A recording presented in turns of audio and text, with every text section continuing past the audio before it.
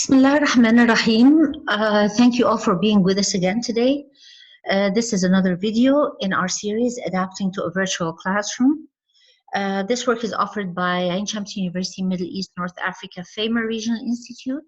The website, as you can see, is beneath, is written in front of you on the screen down there. We do not have a www at the beginning of our website, so do visit our website in the near future.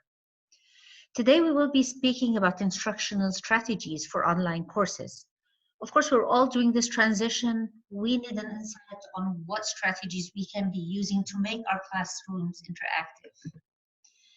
The truth is, there is a good thing that's going to happen with our transformation to the virtual setting.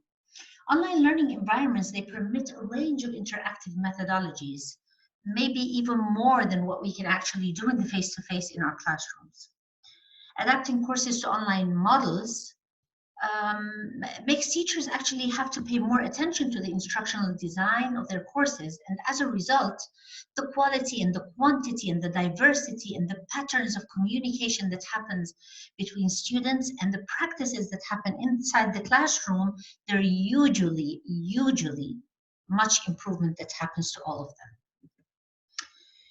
So, what are the strategies? Strategies are tools available for educators for designing and facilitating learning. We know many of them. As you can see, there's flipped classrooms, storytelling, active learning. Whatever you choose to use, this is called the learning strategy. Let's start with number one.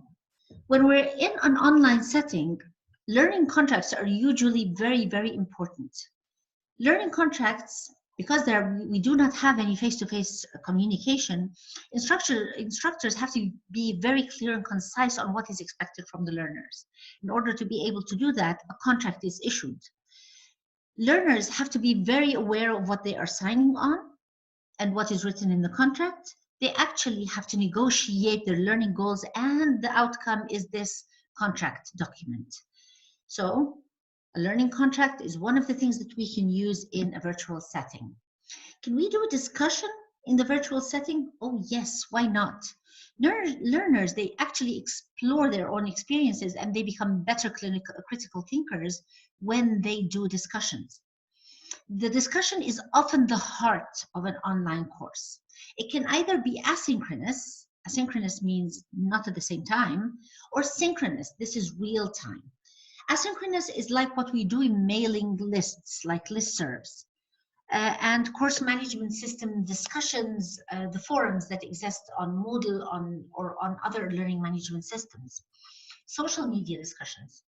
Asynchronous is what happens in web conferencing, in chat rooms, in text-based virtual reality environments. Things that we do while we are actually in an online classroom, a discussion that happens real time. Self-directed learning is the core of online instruction as well. This is what we do when we give out assignments, when we give out readings, and it's always done at the learner's own pace. It promotes the lifelong learning capacity, and it leverages the learning of the student.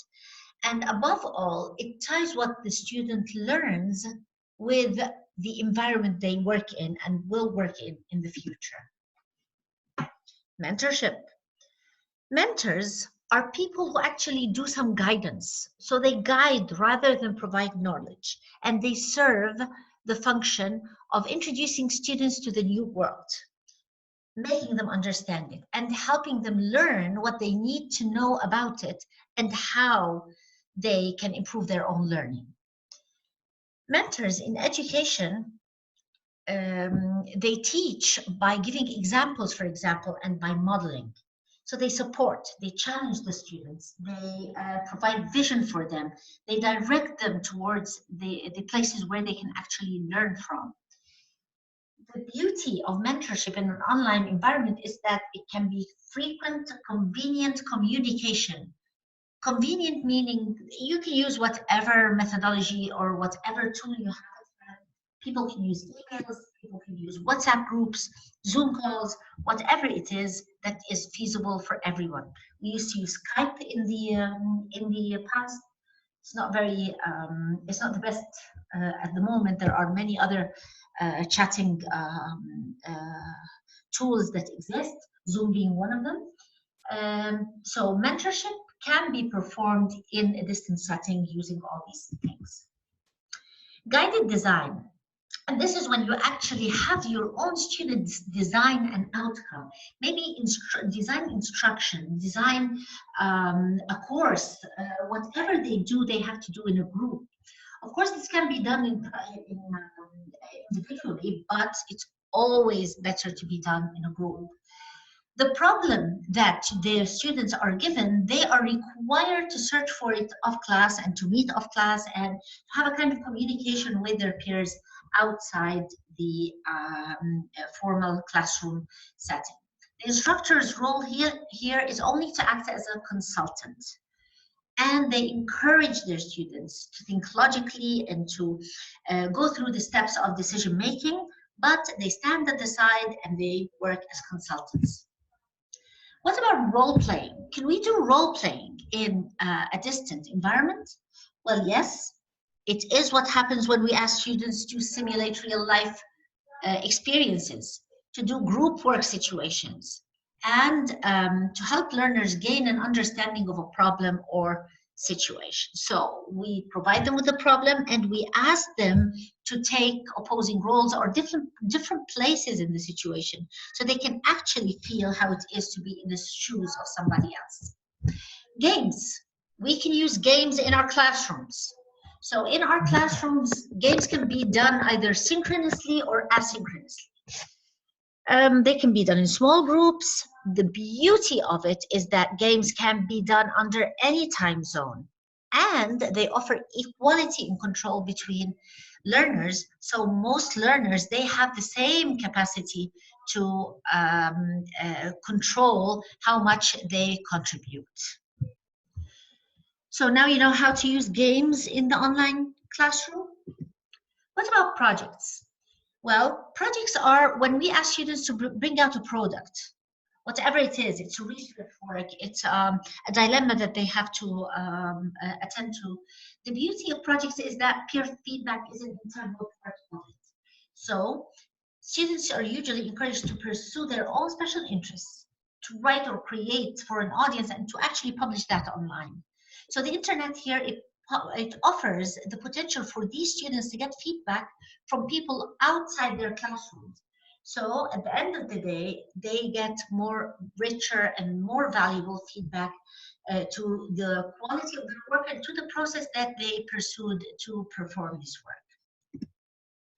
Case studies are also something that we can introduce into our online class in the online environment. And case studies, they are presented on web pages and maybe discussed in groups and in conference calls. The case can be developed actually by subsets of the class. Some of the people in the class can develop the case studies as projects, as collaborative projects. Or you can get it from the internet, ready-made case studies, and you have these case studies ready in your online classroom to open up a discussion or to open up a kind of assignment for the students, but the case study becomes the core of the discussion that happens in the class. And then we have the forum, and the forum can take one of two shapes. It can either be a panel where we have a panel sitting 2 or 3 or maybe 4 people sitting at the head table. In our case, they will be sitting in a virtual classroom, taking the roles of moderators and performing a discussion between them. And the learners are listening into this discussion. They are given the opportunity to ask questions, maybe in the middle, maybe at the end, but the discussion is mainly held between the panelists. Symposia are different. Symposia consists of a number of presentations.